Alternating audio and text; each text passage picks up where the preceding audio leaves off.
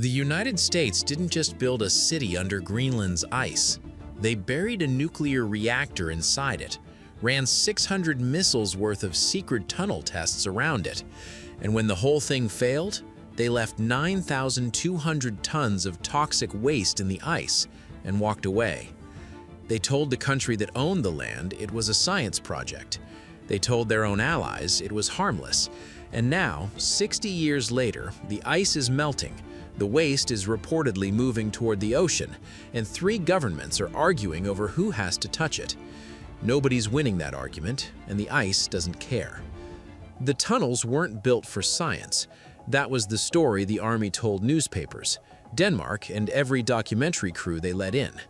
Camp Century, the so-called city under the ice, was presented as a peaceful research station where American scientists studied weather and glaciers in some of the harshest cold on Earth. The footage looked perfect. Soldiers ate steak in a warm mess hall. There were hot showers, a barbershop, a library, a chapel, and even a movie theater. All of this was hidden in tunnels carved 40 feet below the Greenland ice sheet, 150 miles from the nearest airbase and 800 meters from the North Pole. At the center of this small town was a machine that people were told not to ask about. It was a nuclear reactor called the PM-2A, reportedly the first portable nuclear power plant ever built. It was shipped to Greenland in pieces on cargo planes and pulled 138 miles across the ice on sleds. The reactor used 44 pounds of uranium enriched to 93%, the same level used in weapons.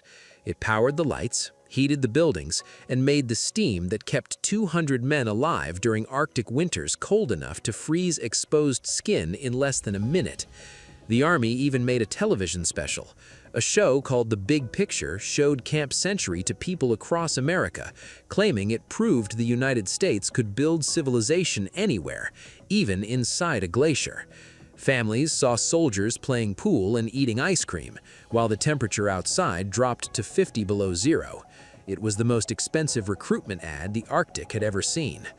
But the cameras never showed the tunnels hidden behind the main ones. These tunnels were much too wide for moving supplies and were reinforced with huge steel arches built to withstand pressures no normal science station would ever face. And those tunnels had a name that Denmark wouldn't learn for another 30 years. The real plan wasn't to study ice, it was to hide inside it. Declassified military documents later showed what Camp Century allegedly was: a test site for the biggest secret weapons project the Arctic had ever seen. According to those documents, the plan was to dig 4,000 kilometers of tunnels under the Greenland ice sheet, longer than the width of the United States, and fill them with 600 nuclear missiles on underground trains. The missiles would keep moving on tracks beneath the ice, so the Soviet Union could never find them. There would reportedly be 52,000 square miles of frozen launch pad, 60 launch centers, and 11,000 soldiers living underground. It was an invisible nuclear arsenal aimed at Moscow over the North Pole. Denmark, which owned Greenland, had agreed to let the Americans build a research station. But according to later investigations, no one asked Denmark about the missiles, the railway tracks, or the 600 nuclear warheads. The ice was meant to make all of this possible. The glacier, thought to be stable and permanent after 1 billion years, seemed like the perfect place to hide the world's deadliest weapons. But the ice had other plans. Glaciers are always moving. They flow, compress, and shift. Soldiers with electric chainsaws worked non-stop, cutting back walls that slowly pushed inward. Steel rails bent and ceiling arches strained under the weight of ice that would not stay in place. The reactor, linked to a network of pipes and vents, also shifted as the ground moved beneath it. The reactor itself was a problem that was never discussed in public. It weighed 330 tons, and the Army called it portable, only because each part could fit inside a C-30 cargo plane. On the day it first started up, October 3, 1960, engineers reportedly shut it down right away because it was leaking neutrons. These invisible particles pass through walls and harm human tissue slowly and silently, much like sunlight fades paper. The Army tried to fix the problem by building shields from 55-gallon drums filled with ice and sawdust, a solution more suited to a garage than a nuclear plant. The reactor ran for 33 months, producing heat, electricity, and, according to later reports, much more radiation than expected. Cooling water reportedly leaked from pipes, carrying many radioactive isotopes straight into the ice. The men working nearby did not wear dosimeters, and according to available records, no one tracked how much radiation they were exposed to. By 1963, Project Iceworm was over. The ice would not cooperate, and the tunnels collapsed faster than crews could repair them. The Joint Chiefs of Staff cut the funding, and the Army began packing up. But they didn't pack up everything. In 1964, deep inside a tunnel 40 feet beneath the ice, a Geiger counter began to shriek. The man holding the device was Commanding Officer Joseph Franklin. His team was there to take apart the PM-2A reactor and send it back home. But before any of his soldiers went into the reactor tunnel, Franklin reportedly went in by himself. He refused to let anyone else near it. He wanted to check the radiation levels before risking his men. He spent just 2 minutes inside a field he estimated at 2,000 rads per hour. For comparison, a single dose of 400 rads can be deadly.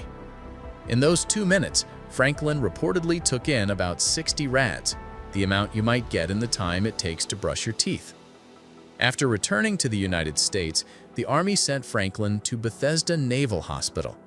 There, he stood inside a whole-body radiation counter, a machine used to check people exposed to nuclear accidents. The results confirmed what Franklin already suspected. He was radioactive. His team spent 18 months taking apart the reactor in conditions that would alarm any modern safety inspector. Cutting metal pipes released radioactive dust. Snow exposed to leaking neutrons for years reportedly let out radioactive ice flakes when bulldozed. Franklin almost certainly breathed some of it in. The Army sent the reactor vessel back to the United States and buried it in a nuclear waste site in Idaho. They removed the fuel rods and the core, but they left everything else behind. That meant 9,200 tons of physical waste: buildings, vehicles, railway tracks, and equipment. There were 53,000 gallons of diesel fuel and 63,000 gallons of wastewater, including sewage and radioactive coolant. No one knows how much polychlorinated biphenyls were left, chemicals so toxic they were later banned worldwide. Army records indicate that 47,100 gallons of liquid radioactive waste were poured straight into a hole in the ice. A real cleanup would have taken years. It would have needed heavy equipment, lots of workers, and international supervision. The United States would also have had to explain to Denmark and the world what those huge tunnels were for, why there were railway tracks, and why 600 nuclear warheads were hidden under an Allies' land without permission. So they didn't clean it up. They packed up the reactor, sealed the entrances, and left. Their reasoning was apparently simple. Every year, northern Greenland gets more snow. The ice always grows thicker. In a few decades, the whole base would be buried so deep that no one could ever reach it. They believed the snow would never stop. Joseph Franklin later became a major general. He led a combat engineer battalion in Vietnam, taught nuclear engineering at West Point, served as commandant of cadets, and retired as one of the Corps of Engineers' most decorated officers. In 2002, doctors removed a cancerous prostate and kidney. By 2015, the cancer had spread to his lungs and bones. He died on March 8, 2017, at the age of 83. The 2 minutes he spent alone in that reactor tunnel stayed with him for the rest of his life. Even his obituary mentioned it. The gamble made sense in 1967. Northern Greenland was gaining ice, and the numbers supported it. Each year, new snow pressed down into layers over the old, and Camp Century sank deeper. By the 1980s, it was buried under 30 meters of solid ice, about as tall as a 10-story building.